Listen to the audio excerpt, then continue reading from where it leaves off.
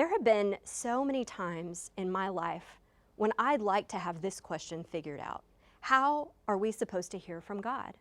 When I hear other people say things like, well, God told me, I wonder, how did you know? We've all wished at one time or another for God to just break through the regular broadcasting and give us some guidance. Sometimes it's about the big choices in our lives, right? Choosing a spouse, making career changes, figuring out what's best in a tough decision. Sometimes it's just needed help or guidance along the way. What to say to a friend when they're hurting, how to deal with day-to-day relationships, how to make all the little decisions about what's right for your family or your children. Have you ever wished that you could hear from God? Or have you ever heard someone talk about God speaking to them and wished that he would just speak to you the way he does to them?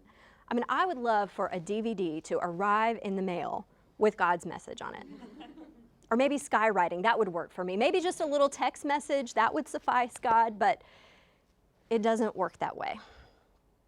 Even for one of the biggest prophets in the Old Testament, whose job it was to hear from God, even he didn't get a big and bold message from God that he would have liked.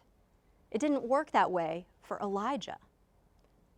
Elijah was the one remaining prophet of God who had just defeated 450 prophets of Baal. He had won an incredible and decisive victory. He should have been on cloud 9.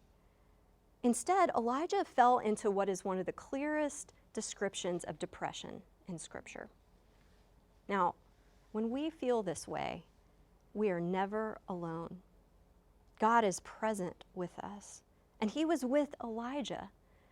God comforted him, he fed him, he led him to go up alone on a mountain and listen.